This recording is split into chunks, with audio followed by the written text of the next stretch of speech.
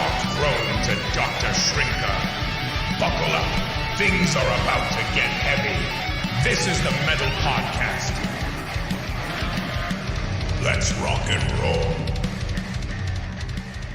And welcome to the Metal Podcast, where this episode we're going to get a little lost in the 50s tonight. We've got a very special guest, but I am joined with, as always, my co-pilot, partner in crime. He always introduces me better than I introduce him. AC, how are you doing today? Well, I'm doing great. Thank you. Well, that was such a nice thing to say. My goodness. I try to do better, but we are joined today with the legendary John Heinrich. He is currently with the Milsap band. That is Ronnie Milsap, like on the shirt. And, thank you for gracing us. He's, John, you are a multi-instrumentalist is an understatement. You've been referred to, or I've heard Ronnie Milsap on his podcast talk about you. And he's had nothing but amazing things to say. And he even agrees that you can play every instrument under the sun. So John, thank you for being with us. And I'd like to know what you've been up to lately. How's your year been? I think you probably had a pretty big year, I'd imagine, but how are you, man? I'm doing fine, and thanks for having me on your show. Absolutely. Definitely. As far as what I'm doing right now, I do a lot of internet tracks where, like, if you got a song and you want any instrument that I play, you would send me an MP3, and then I would send you back whatever instrument you want to download. I've been doing a lot of that. Ronnie pretty much is wound up the year with the final Nashville show, and that was unreal. That's probably the pinnacle of my career. Yeah, tell you that was going to be one of my questions. Like maybe one of the first times you got nervous in music, or one of the last times. And I imagine that show must have been. I can't even describe it, man. Right. There's no way to prepare for something like that. I guess I wasn't real nervous because I knew all the songs. So I was okay with that. I got to work with another band called Six Wire, and they backed the other 22 people. And the band leader for the Milsap called up the band leader for Six Wire and said, "Hey, John Heinrich's available if you need steel guitar or saxophone and whatever else, dobro." And they came back and they said, "We got you. You're on." And I said, "Thank you." So I got to play with all those other people, and it was unreal. There's no way to. I don't know. Maybe it was a dream that I had. Well, I saw the pictures, and so you were definitely there. Oh, thanks. Well, I'm getting ready to post a lot of that on Facebook. I just haven't had the time because I had so many people send me pictures from that time. Oh, and man. Well, it was just I don't know. That was a high. And for that concert, were you playing? I saw pictures of the saxophone. What else were you playing on that last concert? Like, what does Ronnie usually have you play? Usually, a lot of his songs have steel guitar, and there's some songs like "Prisoner of the Highway" that don't I love have that song. Yeah, that's a great song. A lot of keyboards on that one.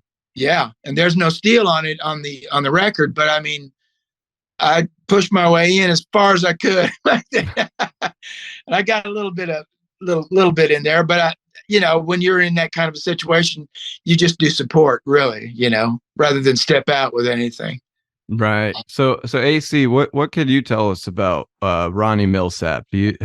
Are you a fan? Do you know about him?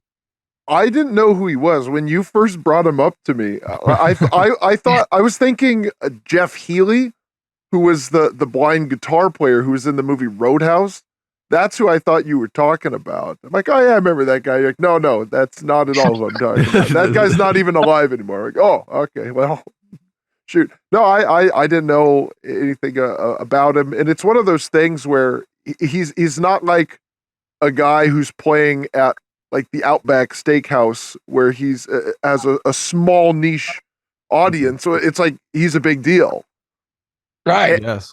Yeah. I think, correct me if I'm wrong. I think was it 40 million records or something? It was like some astronomical amount. How Oh, many yeah. records did he sell? Like in his Damn. lifetime? Do you know that number? It's a I'm not lot. I'm It's a not sure, lot. but he was like the 1985 country music musician of the year. So he was Uh-huh. awarded that year. He's in the Country Music Hall of Fame. I think, John, you've been with him for what, about 10 years now?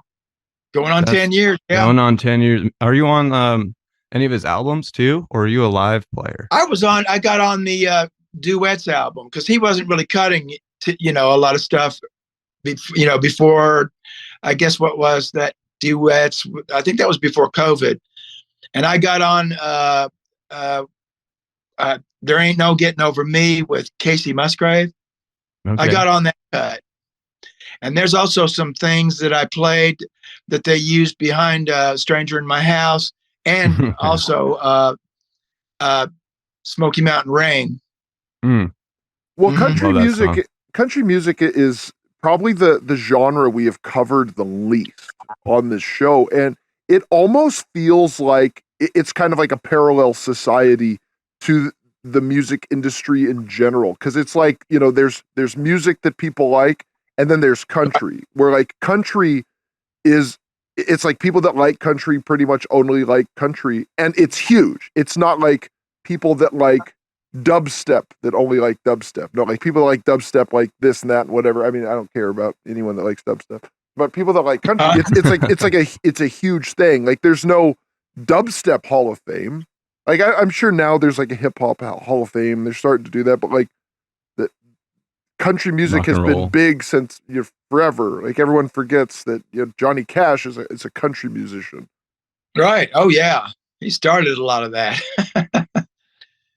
Who was I Saw the Light? It was, I know he has the junior. Gosh dang it, Oh, Hank you're Williams. going back real far. Hank Williams. Yeah. That's probably in the 50s, Yeah. maybe even in the 40s. Yeah, so and country really became like a big thing in the 90s, and it probably really started with Garth Brooks. And I have talked about this, where you look at modern country now, a lot of it's indistinguishable from just top 40. Like it does not have Right. the soul that it used to.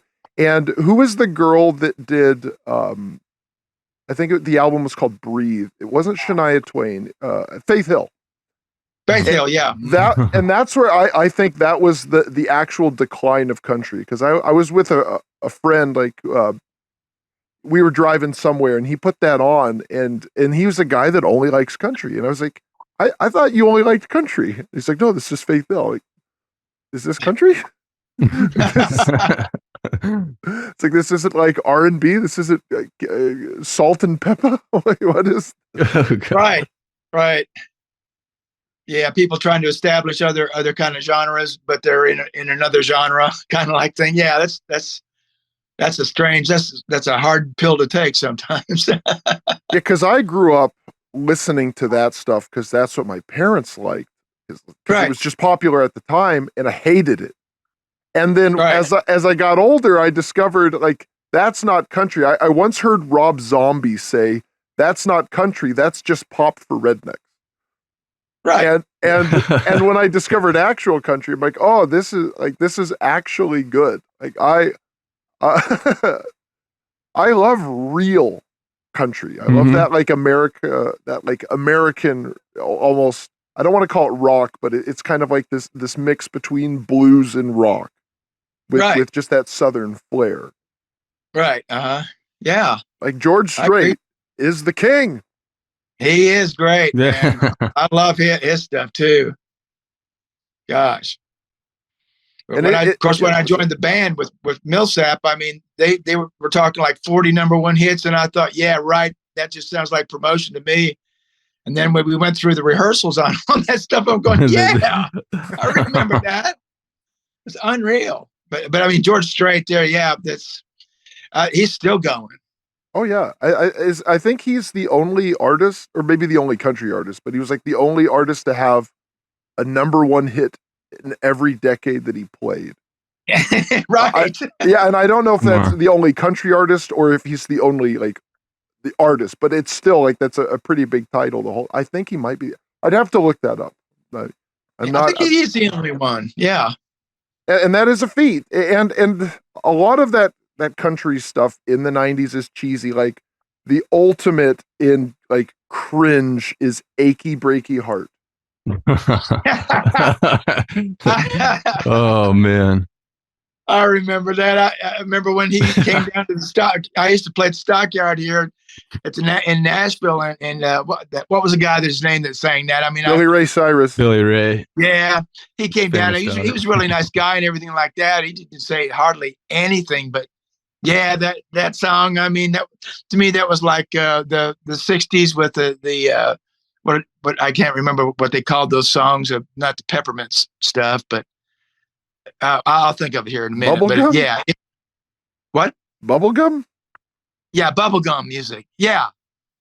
The bubblegum. Yummy, yummy, yummy. I've got love in my tummy. And I feel like loving you. You do it. Oh, boy. God, that's hilarious. I don't know any band that I was ever in that ever covered that. You had to be, yeah, you never had to play that song. You and me Never are the had to, only that's people right. that remember it. Yeah, you two are. Well, see, and you bring up a good point. Like when I mentioned Achy Breaky Heart, you say, "Oh yeah, I remember that," because it was only popular in a small window of time. It's like Well, okay, being go ahead. right, being here in Nashville, I mean, everybody was always talking about what the next thing that was coming up and what was going up, you know. So, and he came down to the Stockyard to, I guess, to promote some of that. He was probably there for like an Easter children's thing or something like that. But like I said, he didn't say much. He didn't talk much when he got on the microphone. Well, he probably wasn't ready for the success that he had. I don't know Yeah. a lot about him. So like, for all I know, he had been around for 10 years. I mean, if you look at him now, like he still looks pretty youthful. So that he was probably in his 20s when that came out. So he's probably a relatively new artist. And I know a similar thing happened with, Rick Astley. Oh yeah, he came down Stockyard too. Oh, that's yeah, good. you played with him, right, John? I think it's on. Well, yeah, he came in and sat in with us, and I happened to do one of his songs, and he did it. Was it Never Gonna Give You Up? It was the first one that he had. Was that it? That is the first one. That was the big one. But yeah, Okay, but yeah, he was not ready for the success that he had. But he really reinvented himself in more recent years. I do recommend to everyone check out his YouTube channel. Like he does really interesting stuff now. Like it's not like weird experimental. It's what you think like an adult contemporary artist in his 50s would be doing, but and I do like that song Never Gonna Give You Up, but it does feel like it feels very mature, but he's still a really good singer and he's a good musician. I endorse Rick Astley. Rick Astley. There you go. Rick rolled. Heck yeah. Everyone get Rick rolled. So, John, I got to ask you, I'm seeing here that you did some work with Alabama. The whole state? Is that, yeah, the state, though. I'm in a hurry to get things done. Oh, I rush till life's no fun. That one. That band. Oh, I wish I had played on that. No, I didn't play on that. Okay, you did play on that. Is that another internet rumor? Yeah. Or is it, oh, yeah. Or is it another, or a different guy named John Heinrich played on it? No, I'm That saying might here, be. in 1999, John recorded saxophone at the famous Fame Studios in Muscle Shoals, Alabama, with Wayne Jackson, the trumpet leader of the Memphis Horns, on a session for the famous country group Alabama with producer Rick Hall. This studio is where all the Stax Records songs such as Knock on Wood, Dock of the Bay, and Soul Man were recorded and produced. Yeah, no, that's true.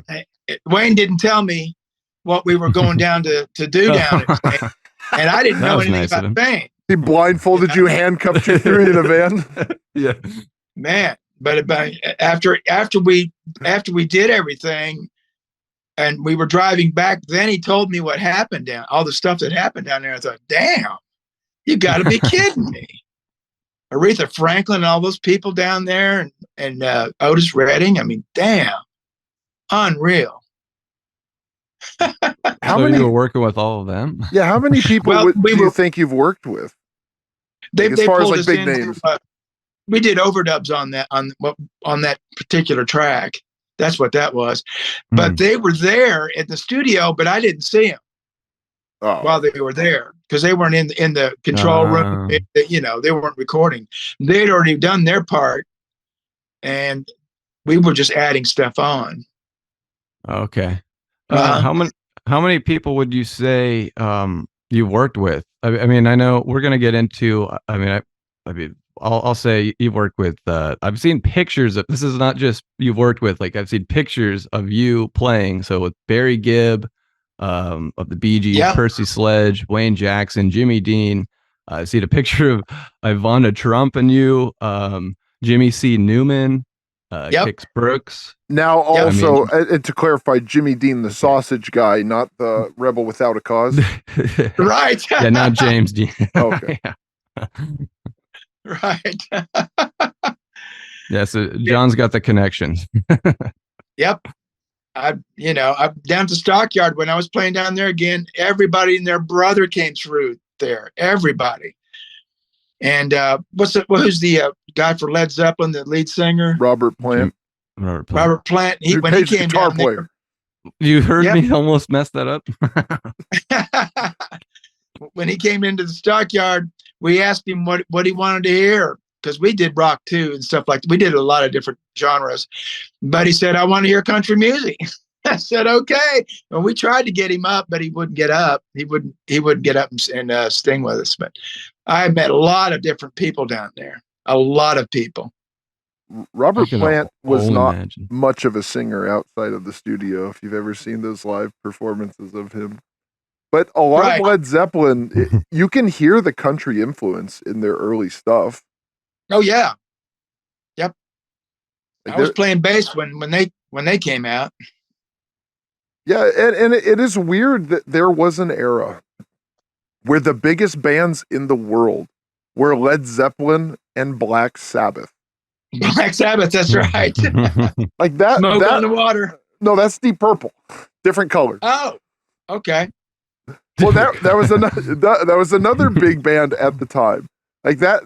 That's where we went. Like we had multiple like musical acts. I don't know how else to put it, but at this time it was like because Led Zeppelin wasn't just like big guitar, big drums, big stage performance. Like John Paul Jones was still playing piano. He did all the string arrangements. And like these were bands that had an emphasis on music. And it's kind of interesting with Black Sabbath because everyone forgets that. I mean, yeah, the purists know, but that sound was created because the guy didn't have any fingertips. Right. So like he created that sound just because that was the only way he could actually play guitar. So he just had to tune his guitar down. Yeah, well, he didn't mean to do that. That was How bad do you want it? Happy accident. Oh gosh. So John, you said something funny on that podcast with Ronnie Milsap. I think it's Music with Ronnie or Ronnie and Music. That the steel guitar you play is so heavy that if it were to fall on you would die stealing. I've got one right next to me here. A Fender 1000 was built in '63 that I could put that thing outside the door to here, leave it for a year, come back, and it'd be the same place. Nobody's going to run off with that. It's that heavy. How much does it weigh? It's probably close to 100 pounds or over. Holy moly. That's there's a lot of metal in it. There's a lot of metal. Then I've got a single neck that's 60 pounds, and that's about the lightest you can get. You can get them lighter than that, but you don't want them much lighter than that. And I thought Les Pauls were heavy. Right. Have you ever played an EB2 bass, Gibson? No, I haven't. Those are really heavy too. I have only played two basses in my life. I have played a Rickenbacker and a BC Rich. It's a Widow. Those are the only basses I've played. Okay. Well, I always had a Hofner. How's that feel? It's real. It's really, really, really, really, really light. It's about as light as you can get, to tell you the truth. The Widow is actually pretty nice. I like it. Initially, Huh? when I was younger, I thought it looked really stupid, but as I got older, I'm like, no, this looks cool. I like The Widow. The Widow was I would, designed by Blackie Lawless, of course. oh, okay. Fun I would fact. have liked to have had a Rickenbacker. Yeah, I bought one off of Craigslist. Some guy was like cleaning out his closet and one of his kids left it and just like, yeah, 1982 Rickenbacker for sale. Like sold. Oh, wow, that's that. As soon as you said Rickenbacker, I have to think where that black Rickenbacker that Lennon used to play, and somebody said, well, Yoko Ono has it in some closet now or something. Well, that's it's a not shame. even in the case. She's like gonna melt it down for some abstract art experiment. Oh, yeah. Oh, God. Oh, man. Did you ever Oh, work yeah. with Michael Bolton? No. There was Oh, a fellow that came in that mimed him really well, but besides that, no, I wish I had, though. did you know he played baseball? Oh, he was a baseball player? No, I didn't know that. Yeah, I didn't know that either. yeah. There you go. Fun fact. That one's Huh. for DJ. DJ tries to get Yeah. as many sports references in as possible. Hey, it's what I know, sort of. Uh-huh. What was the last record you bought, John? And I don't mean specifically like on vinyl, but like new music. What was the last thing like I'm gonna buy this album? You remember that? It wasn't, I had the album, but it was a David Sanborn album, Hideaway. What year was that released? That was probably, that came out probably sometime in the late 70s, early 80s. Now, did you buy that recently, or was that just like you never picked it up when it was new, or you just haven't bought an album in 50 years? I had the album when I was over in Europe, and I wasn't able to bring that back, but with me when I came back to the States. But I went and I bought the CD of that album. Okay, what was the most recent album you bought then? Like just the year it came out. Oh, the year it came out. Yeah, like I mean, if the most recent, like the last time you bought something new was 1984, that'll be it. But well, wait a minute. Let me grab it for you. okay, all right. Okay. I got it out of a antique store, which is right next to me here. That's it. Can't see it. Put a little closer. See a little woman. Weird. How does that work? You're disappear. I don't know. I don't understand technology. Yeah. That's why my album sounds so Okay, I terrible. can see it. Okay. That Says doesn't look Adventure. very new. No, it's an old record. I got it out of a vintage thing here. Well, my question is like specifically like the most recent release that you've bought, not like the last time you went and bought something. Like, I mean, if something came out in like 2010, Is there any new music that yeah, that's what I'm getting. you had at. to just go buy? Or is everything just sent to you? It's pretty much sent to me, tell you the Okay. truth. Yeah, that's what Okay. I kind of figured. Well, In fact, I don't know what I'm going to do with all these CDs. I have no idea what I'm going to do with them all. it's the We take question donations. of our generation. Yeah, that's true. Yeah. It's Well, all a lot of indie stuff. What do you do when you listen to new music? Like, do you still listen to like new releases? If you Somewhat. can? I mean, I would listen to more smooth jazz, and every once in a while, I'll listen to what's going on in the country genre. I'm really into classical music right now Mm. because I play oboe. I picked up oboe and English horn, so I'm listening a lot to that right now. But you just I just wrote I've been do, writing like- stuff. what Go do you ahead. do, like Spotify, or do you listen to it on YouTube, or do you have like satellite radio or something? Like where do you go to Probably YouTube listen more. to it? Probably YouTube more, unless somebody points me to Spotify or another social media. It's weird how much the music world has changed, and I do have my own theories on certain things, but it just the world it's not what it was in the 80s.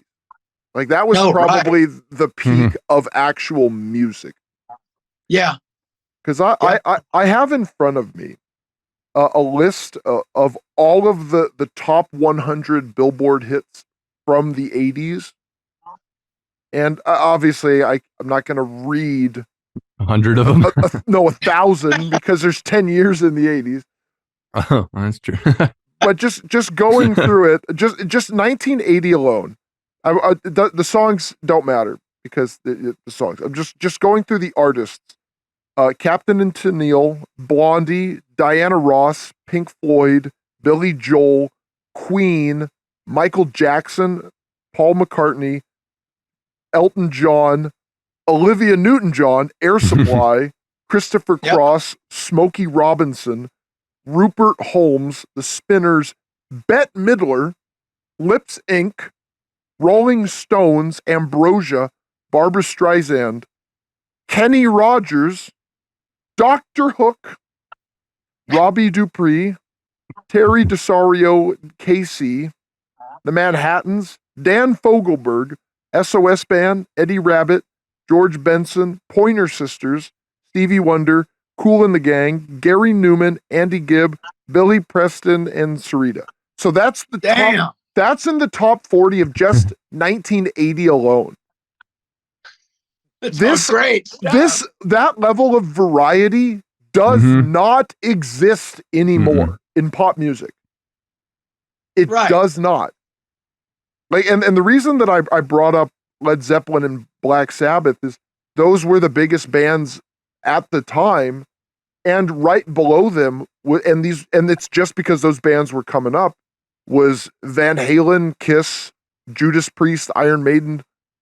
Like it was a time when rock and roll was a thing. Now rock and roll has been around since Bill Haley and the Comets. Like it's it is a popular genre, but it is gone. And I do see a similar thing happening to country. Mm-hmm. Right. Like no longer are we having the outlaw country of the 70s, like that real raw American country sound. John, do you know the band The Blasters? No, I don't think I've heard them yet. I highly recommend them. It's okay. Yeah, so it was Blasters. Yes, they describe their music. The Allen brothers, Dave and Phil Allen, very tight musicians. The singer is a guitar player also. I think he was a math professor or he was just a math teacher, and then he stopped doing that to do music. And the music, a lot of it does have kind of that rockabilly sound, but it does have a lot of that country influence. It really, and the band was from the 80s. But it really feels like kind of like an update of like 50s and 60s, like you take like rock, doo-wop, country, and blues, and you cram it together, and then that's right. And it just creates this really perfect American sound, and they're from Southern California. Like specifically, they're from the Southern LA area, and it has a really like almost Texas sound. Like they really like. Yeah, I highly recommend it. But that level, that level of like pure Americana, it is disappearing from country. And right now, the bar is very low. So John, I don't know if you caught it. I think it was wasn't it like the Country Music Awards that just went on, but what I'm gonna get at is Jelly Roll is now okay. I know Jelly Roll because he's associated with Insane Clown Posse. Yeah, like was it 3-6 Mafia? And I saw that he did a song with Tech Nine, but now who's also basically just a juggalo. A juggalo, yeah. but he's a hardworking guy. But yeah, this Jelly Roll, I heard about him from listening to the radio and hearing his speech afterwards, getting the award. It was great. It's like, oh, brother, it doesn't matter what happened in the past. It's all about what's in front of you, brother. I'm like, oh, okay, yeah, that's cool, motivational. I've known who that guy is for 11 years. Like, when you are associated with Insane Clown Posse, it's for a reason. Insane Clown Posse is the Kensington Avenue of musicians. Like he was not a country artist. He pretty much was like a rapper. This was a term that I heard a while ago. They called it hick hop. It was like country rappers, and he wasn't even that. Like, he was just like a total degenerate scumbag, and his personal life reflects that. And then all of a sudden, he's kind of just like the new Uncle Cracker. you know who he is. He looks like if looks like a Lizzo fat guy with terrible tattoos. Like if Lizzo and Post Malone had a kid. Like, oh yeah, sure. Yes. Like, I couldn't imagine. So yeah, like listening to the radio, I was like, oh, this guy sounds like he's great. And then I looked him up. Like, oh, yeah, no, really. So you gotta do a little due diligence. So I didn't know if you had been aware of him, John, but I was like, that's not country. Like, I don't know. No, it's not. I heard his name. I mean, I knew who he was, but I'd never really heard any music till I saw the CMA awards. Yeah, so you did listen to some songs? Not yet. Okay. Not yet. I didn't listen to anything that he had out. Right. Yeah, and he's been around forever too. Like this, he's now popular. And I don't check our deep dive on Laurel Canyon. I do not think his popularity is grassroots. I think he's pushed just because his personal life is just such a train wreck. And these are the role models that they want people to have. And country music, even in the 90s when it was like pretty cheesy, they were still like pretty wholesome people. Like Tim McGraw, Garth Brooks, Clint Black. Right. Like these people, there's still like, normal blue collar people. Like I want to say Tim McGraw may have been from California. I can't remember, but like one of them had a fake accent. I can't remember, but still, like, Alan Jackson and all these people from that era, they were just regular people. But now every rock star has to be a scumbag. Right. Like any attention. Yeah. Right. Yeah. Well, it's not just that. It's just they want the fan base to reflect those people, and they don't want the fan base to be like normal people. They want them to be degenerates too. That's right. Oh boy. I mean, we don't.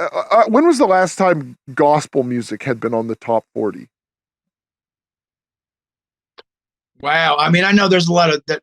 They have their own, but yeah. But as far as like Billboard Top 100 specifically. Right. Because I want to say early on, U2 was a Christian band. And that may have been a rumor. I'm not sure if that was, I think that was true. Like they were like objectively a Christian band. The last popular Christian band probably was Creed for their album, My Own Prison. Did you say Nickelback? No, I said they're coming back. Well, they can stay away. I have seen Nickelback. That's too bad. Yeah, it was rough. It's unfortunate. The tough show. Yeah. No, so go ahead, AC. Well, there's just nothing positive is left. Like everything that is positive, it's people that are over 60. Like, I mean, Garth Brooks might not be 60, but like, he's probably mid to late 50s. Yeah. I'm thinking so too. So just all these just regular acts, they're all just getting phased out. And whenever I see bands that are still popular, they're all these legacy acts. Like there are no new rock stars in all the new up and coming country. It's indistinguishable from top 40 rap. Right. Like and it's all mixed the same. Like I was just listening to like a modern country radio station recently, and the drums were all drum machine. the vocals had auto-tune, and they weren't using auto-tune the way you're supposed to actually correct imperfections, but they were using it like how Cher did on Believe, which is how every rapper does it. Yeah, just everything just sounds so synthesized now. It's Right. and that's the problem with all modern pop music, is it feels like it was engineered in a lab. And Right. country is yeah, well, yes, that's true. As proof of 30 producers on one song. Oh, But country is going that way too, because it was like the last bastion of wholesome music that was still had some energy. Right. Like Yeah. even if you don't like country and someone took you to a Garth Brooks concert, you would have a good time, because he would put on a good show, and there's still a lot of that energy in that. Because I know a lot of people that really hate country, but it's because there is a stigma attached to the very lame country that it started in the 90s, and now those fruits are blossoming now, and then that's where we're stuck with Jelly Roll. Right. Boy. Passing the buck back to you, DJ. All right. So I'm seeing here, John, that you worked, speaking of gospel music, you worked on steel guitar, dobro, sax, and flute on a 3 CD project for Tommy Overstreet entitled Country Gospel Favorites. And the project was nominated for a Grammy. Is that? Yeah. Can you tell me more about that? I was told. Okay. And by the way, let me throw in there that the guy that produced that, his name was Gene Breeden. He had a country hit back in 1972. It was Red Steagle, and it was called Red Simpson. I'm sorry, Red Simpson, and the song was called "Hello, I'm a Truck." That's great. And he's the one that put that particular project together you're talking about. Yeah. And as far as I know, I mean, it was nominated. Yeah. Do you get something special for that, or no? We didn't get it. Okay, interesting. And man, like you've, what can you tell me about DJ Fontana and that project? That is, if you don't know, it's Elvis's drummer, or one of his drummers. I mean, that's quite the connection, man. Because he's the first. Yeah, he was the first drummer, as far as I know. Oh wow, okay. And I played on two of his projects, so I've got them around here somewhere, but I don't even remember when I played on them. It was either steel or probably saxophone. That's amazing. Yeah, no, and it seems like what I love about you too is that you've just found ways to make yourself more valuable, and just playing all these instruments. You play multiple genres. Like I love that. You're not just putting yourself in a box. You're like, oh, I don't even know when I played with Elvis's drummer. Like, like that's amazing. And we did this deep dive with Laurel on Laurel Canyon, those musicians, and what we found out was that those musicians used a lot of Elvis's band because he would hire the best musicians in the world. And what I'm kind of thinking that Ronnie Milsap does the same thing. So I'm here to say that John Heinrich is one of the greatest musicians in the world. Am I wrong for saying that? Well, Ronnie, he always used to call the band that he ended up with when I was in it, his secret weapon. That's what he called it. And Ronnie has a little bit of a connection with Elvis as well, because I want to let people know about your boss. This guy, you know. Yeah, Ronnie played on shoot. He sang on Suspicious Minds, right? Right, Suspicious Minds. He played on Kentucky Rain. Yeah. Okay. And he sang background, I know, on In the Ghetto. which I know from our favorite show, South Park. This is South Park. But yeah, Ronnie, he was in Memphis there, and he worked for Elvis a lot when he did parties and stuff like that, like in the Jungle Room. They were talking about stuff like that. And then his wife said, "Hey, Ronnie, it's time to go to Nashville." And that's when they came to Nashville. And I saw Ronnie in 1974 because there was a hotel here called the King of the Road. And there, at the bottom, they had a steel guitar thing going on with PV amplifiers. It was a big steel guitar get together, and I was in part of that. And everybody said, you need to go upstairs. On top of that hotel, they had a bar, and it was called The Roof. And they said, go upstairs there and listen to this guy. He's going to make it. So I went up and I listened to him and came back down and said, yeah, sounded pretty good to me. It was Ronnie Milsap, 1974.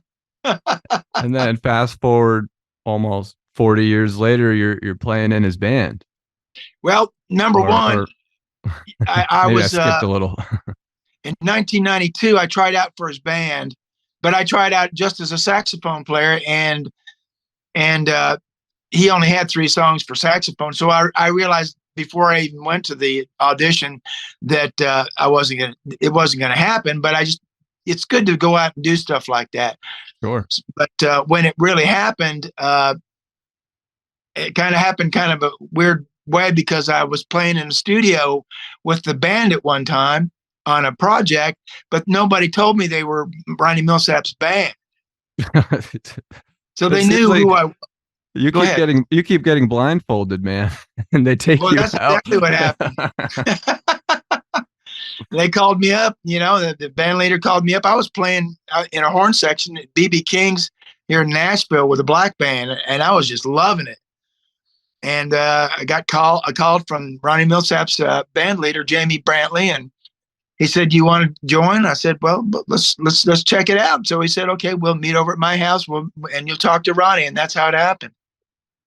Wow, that's so. You brought the band. I'm seeing here too with Percy Sledge. He does when a man loves a woman. When a man loves a woman. That's why I brought up Michael Bolton earlier. Okay. Well. So did you get to play that song, or how? Oh, does that... no, he had to do that song, or they would have killed us. Oh, okay. So you got to play live with him? Yeah, I played pretty much. I think it was the last 2 concerts he did that I know of. Wow. And I was the horn section leader, and I put the horn section together and wrote the charts. And of course, they gave me all the info that I needed. They gave me all the MP3s on what he'd already done. But he did a lot of stuff during that concert that I had never heard. Of course, I mean, When a Man Loves a Woman, I've heard that, and a couple of other things. But to talk about a nice guy, and he sang his You Know What off. And I told the other guys in the horn section, I said, I'd like to play saxophone the way that he sings. Wow. If I did a cover of You Belong to the City by Glenn Frey, will you play saxophone on it? You better believe I will. I'd love to. I'll get to work on arranging that. Yeah, you're gonna just for the meme. Oh my gosh! And John, you said that the piano is the ultimate writing machine. I think you're spot on with that. Oh yeah, look at all the composers from Beethoven and all in that time period. No doubt. Who was the keyboardist for Depeche Mode? Not Alan Wilder, the other one. Not Martin Gore. Martin Gore. Yeah, or Martin Gore or Andy Clark. It carried stuff. on. Yeah, it carried on to the 80s. The height of the keyboard craze. Mm-hmm. All right. Right.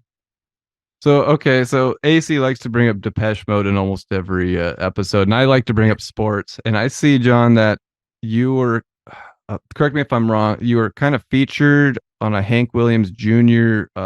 Monday Night Football segment, or how? What I was on that? Yeah, you were on that. Okay.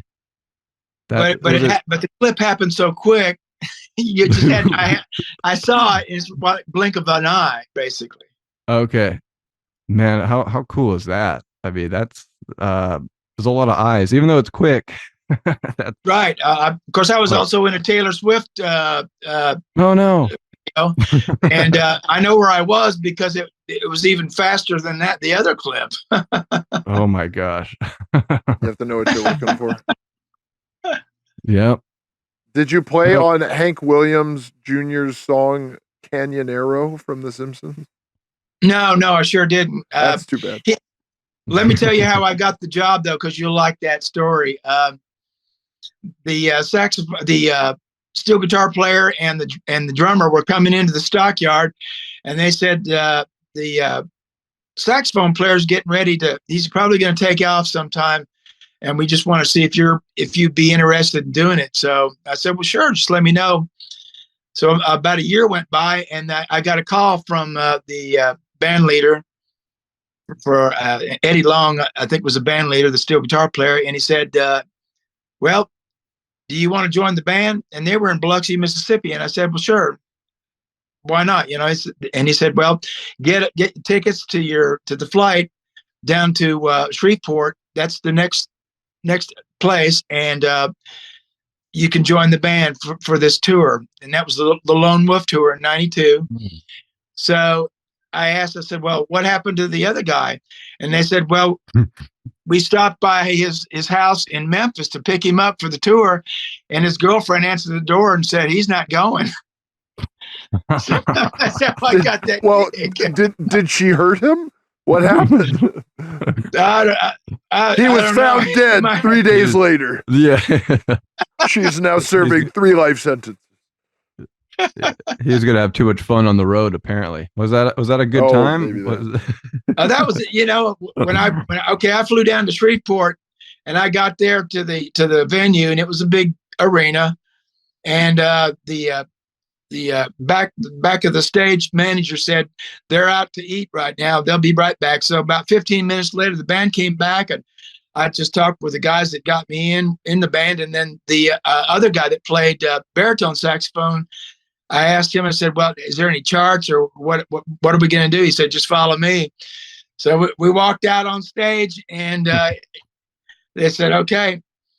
And then the curtain went down, and man, I tell you what, I've never heard anything that loud. I couldn't even hear my saxophone. And in one of the breaks, I motioned to the monitor guy. I said, I've got a monitor in my ear, and I've got a monitor pointing up at me. Take everything out and put me in it so I can hear what I'm playing. It was that loud. I've never been in a band that was louder than that. Never played in Motorhead? Yeah. Yeah. Or is the loudest band in the world according to the Guinness Book of Records? I think it was the band Manowar. Oh, was it them or Blue Cheer? Well, maybe at one point it was Blue Cheer, because Blue Cheer is an older band. I only know them because someone asked Danzig what got him started doing music in the 70s, and he mentioned Blue Cheer. But Manowar, this may have been like the 80s or the 90s, where like their decibel level was Guinness Book of Records. Maybe that's been surpassed at this time. Loud isn't necessarily better. Like obviously right. you want that. Like have you ever been to a NASCAR event, John?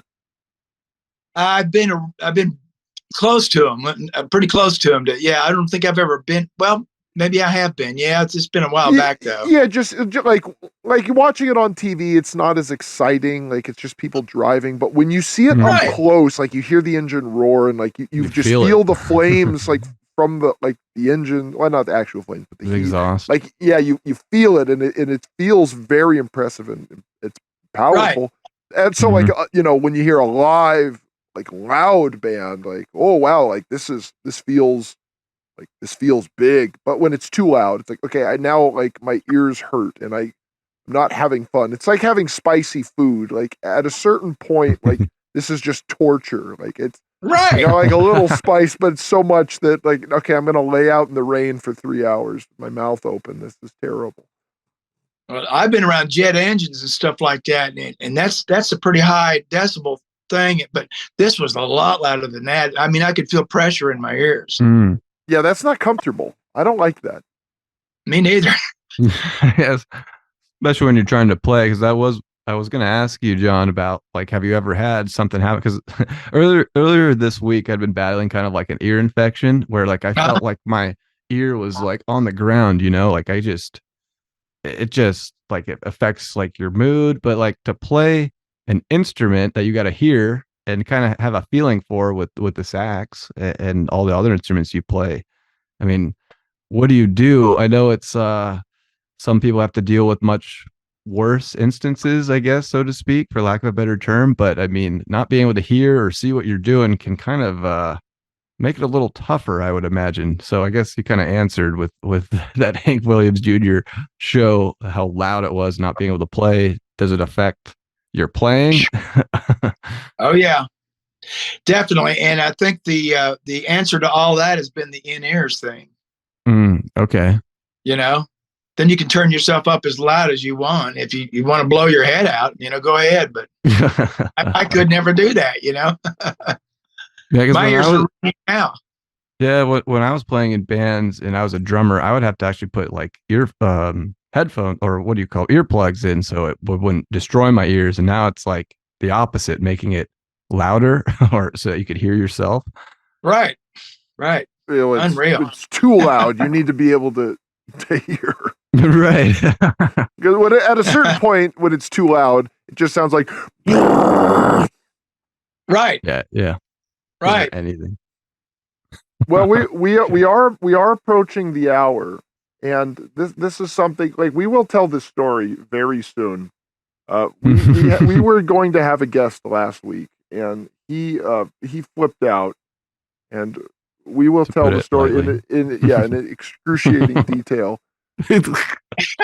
Can't wait. But we like reading rap lyrics because it just demonstrates this is something that is feeding your soul. Like when you're listening to music, it does have an effect on you, like subconsciously as well as consciously. So I didn't know who Ronnie Milsap was, but this is a popular artist spanning how many decades? 5, 6, a lot. Yeah, close to 6. But I do know who Trinidad James is. And that's a problem. And and if I do, other people do too. So John, you have some lyrics in front of you, and I can set you up with a little beat. Just go ahead whenever you're ready.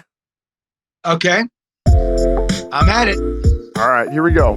Trinidad James, All the Gold. Oh, all gold. Go everything. ahead. Go ahead and read it out loud for the crowd. Just go ahead and start. Yeah, go ahead. This shizer sound like 007 and N64 and shizer. Yeah, James. Gold on my chain. Gold all in my ring. Gold all in my watch. Don't believe me, just watch. And don't believe me, just watch. Just believe me, just watch. And man. Don't believe me, just watch. Don't believe me, just watch. Gold in my chain. Gold in my ring. Gold in my watch. Don't believe me, just watch. This ain't no FN. If you a real N, then F with me. This one for the hood ends. Hipster bitches that shop at Lennox. Dark-skinned, light-skinned, Asian and white. Beats, we know all about you. Don't buy shoes unless they're pop-polo yellow. For you hold in that pussy bobbing at Magic City that got strong, my end. Then come match that shizer with me.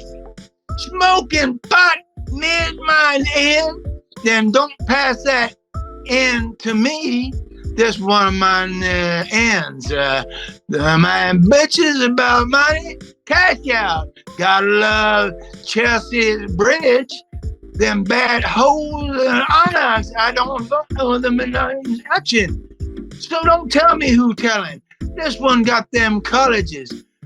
Them bad hoes at Spiel, man. Shout them out, them freshmen on Instagram. Flexing, popping a molly, I'm sweating, woo! Popping a molly, I'm sweating, woo! Mama always got me, boy, count your blessings. In God I trust, so I kept counting them, Franklin. I'm too fly, you know this. You give me your as a checklist. 1 gold watch, 2 gold chains, 2 gold test, and nothing going damn. OG Jordans, them high. No shirt on, I'm stunting. Okay. And this song for them FNs who hate you on you this summer, F them.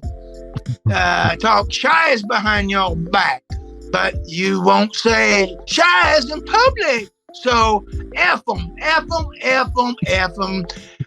Gold all in my chain, gold all in my ring, gold all in my watch. Don't believe me, just watch. Don't believe me, just watch. Don't believe me, just watch. Don't believe me, just watch. Don't believe me, just watch. Gold in my chain, gold on my ring, gold in my watch. Don't believe me, just watch.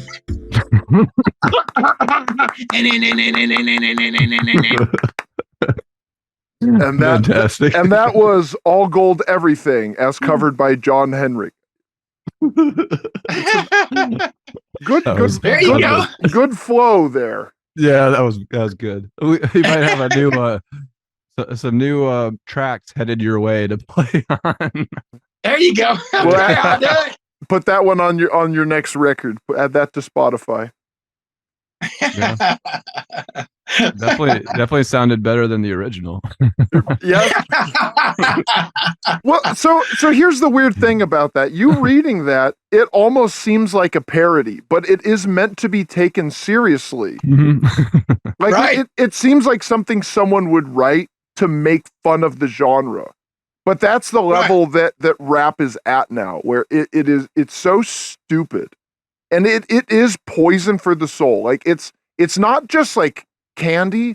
It's candy, but instead of sugar, it's high fructose corn syrup, and it's all chemical dyes and rubber, and there's no nutrition, and it's just cancer causing chemicals. And that's what rap is.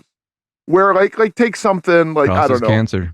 Yes, like take some genre that's not classical, classical music.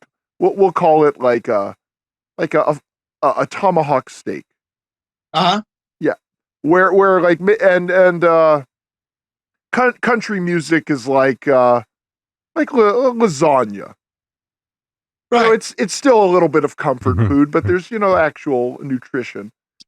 Where punk rock is probably close. That's candy, but it's a Hershey's chocolate bar, but it's made from sugar and cocoa. So it's it doesn't do anything good for you, but it's not necessarily bad for you in moderation. Yeah, rap is like, I don't know, maybe I'm being too generous by calling it like, it's like drinking motor oil, I guess.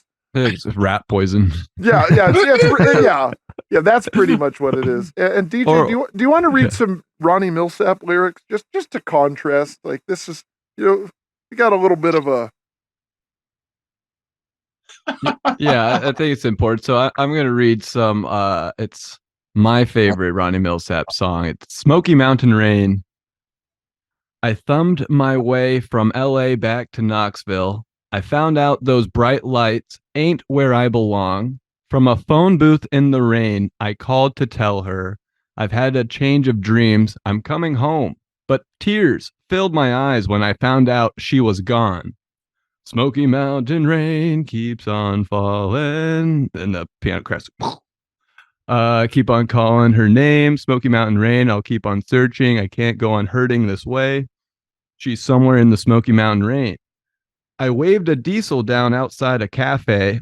He said that he was going as far as Gatlinburg. I climbed up in the cab, all wet and cold and lonely. I wiped my eyes and told him about her. I've got to find her. Can you make these big wheels burn? Smoky Mountain Rain. That's the chorus again. But I mean, Ronnie tells a story. Like I know what I just heard. I don't know what you read us, John. I literally like that. It was total nonsense. That Trinidad James song, but there's nothing there. Yeah, there's no substance. There's no substance. No, and not like this is wholesome. I actually get to think a little bit, and he tells a story. That's it. And the emotion. The heart. Yeah, not going to Magic City to pop some pee. Yeah, wait. Did Ronnie murder this guy that he got in his diesel truck? I don't think so. Right. He only took me to Gatlinburg, so now I took my gat out. Like that's why they call it Gatlinburg. Gatlinburg. Oh gosh. Yeah. No, that's unreal. That's the crazy thing, because Ronnie should obviously, I mean, he's had an amazing career. I mean, he's 80 years old now, but there is something to say that the future, where the music is going, what is popular right now. The fact that you kind of have to look, if you're not a country fan, you kind of got to look for Ronnie. So let me insert this about Ronnie right where you're at right now with all that stuff and all those hits and stuff like that. Somebody asked Ronnie, why don't you write your own material like the guys do today, like they do in country music today, which they want all the publishing and all the songwriters. Ronnie came back and he said, why should I write a song when I've got all these great songwriters sending me all these songs, and every one of them are great, and I'm having problems. My biggest problem is trying to weed out what's of all these great songs. Interesting. And he never wrote one of them. He never wrote the period in any of them. Wow. And it's not like that anymore. It's not like that anymore. Everybody wants to keep all their songwriters and publishing. I disagree. I think in top 40, because if you look at it, it's still the same thing. It's still the same people. I mean, you got a few people like Lady Gaga still writes some of her songs. I mean, most of her songs she co-writes at least. Taylor Swift as well. But if you look at the rest of the top 40 artists, like there was a meme that was going around like 10 years ago, and it was like artists in the 90s versus like Beyonce, and it was like one songwriter, and then like it was all these different words, and it was like a song about something that there's some I think it was Bohemian Rhapsody compared to like Girls by Beyonce, and it was 6 songwriters, and there was probably like 15 total words in the song. Like it was just like that lack of variety. Yeah. That's crazy. Yeah, so like I mean, you say like Ronnie doesn't need to write songs when he has good songwriters writing songs for him. Well, that's not the case with the modern artists, because they don't have good songwriters writing for them. They have terrible songwriters writing for them. But I don't understand that. No one does. That. I don't either. I mean, that's kind of the point of this whole show in general.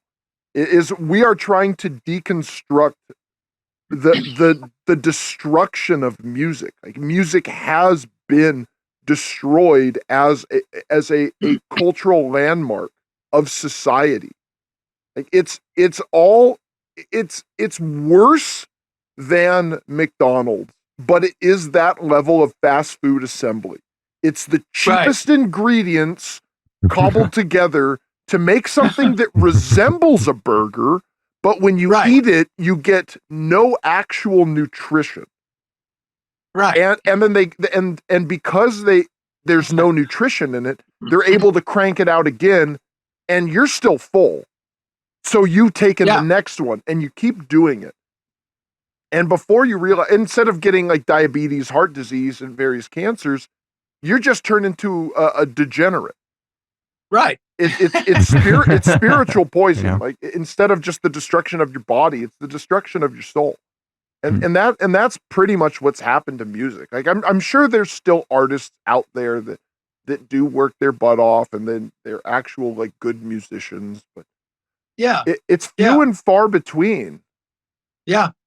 Like when like Nicki Minaj and Iggy Azalea are Grammy winners, like something is seriously wrong. Like, it was a huge controversy that Metallica wasn't even nominated the year that Jethro Tull won Best Hard Rock category. Like, that, people didn't even know Jethro Tull was still together, and then now they're giving like best like artist of the year to someone who does like butt songs or whatever. Like, and these stupid songs, it's written by like 37 people, and there's 492 producers on an album. Like, it doesn't take this much effort to, like, it's maximum effort to make the like bare minimum of what could be called music. Like, imagine if it took 20 people to make a Burger King Whopper. That is the level of insanity that modern music is at. When Lizzo, literally, there were 33 producers on her newest album. Right. I produced my album all by myself. Now, as someone who has production experience and mixing and mastering, they'll hear it and they'll say, "Oh yeah, you definitely did this all by yourself." But it's a learning experience for me. Right. But with what I was able to do with limited resources and limited knowledge, there's no way it takes 33 people to do. You don't need more than one producer for this new stuff, because it's all synthesized, it's all digital, and all the lyrics are stupid. And like, you could probably replicate all the instruments on, like, you could just get one keyboard, and you could just add some effects to make it like clean it up. Like, do you use like digital keyboards ever? I've got one here. I don't use it that often, though, tell you the truth. Have you ever played around with it, like to play with the settings, like for it's like saxophone or like guitar or xylophone and stuff like that? Have you ever played around with that? Because I have a digital keyboard here, and I don't often use it for that, but every now and then I'll just turn it on and I'll just like play with like the xylophone or whatever sound, because it doesn't quite sound like those instruments. Right. But I'm sure if you added some kind of compressor or something, you can make it sound enough. I mean, like, no one that listens to modern pop cares about musicianship or even production. Like, they don't care. So why are there 33 producers on a Lizzo album? Unreal. It's unreal. Well, we are at the hour. So what song do you have for us? Do I? Oh yeah. Yeah. Can you play that one that I sent you? Leap into the Storm of Time. Leap into the Storm of Time. Would this be by you as a solo effort? Yep. So you did all the instruments. I did the bass, and I did the steel guitar is actually on there. I play it a different way, and I think I did some of the guitar work, not the lead guitar, but I did some of the crunch work. But I didn't do the drums, and I didn't do. I can't remember. Yeah, it's been a while back. It doesn't matter. The point is, Leap into the Storm of Time by John Heinrich. John, how do you say your name? Because apparently it's a big deal if we say anything slightly wrong. Would it be Heinrich? Is that correct? Yep, that's right. Okay, Heinrich, all right. Well, that was a close call. Almost embarrassed myself there. John, you have been a delight. Well, thanks. It was good talking to you guys. Yeah, so anytime you ever want to come back, you are welcome. Well, thank you. Thank you. I appreciate that. Absolutely. Yeah. Thank you, John. So this would be Leap into the Storm of Time, and we'll see you on the other side.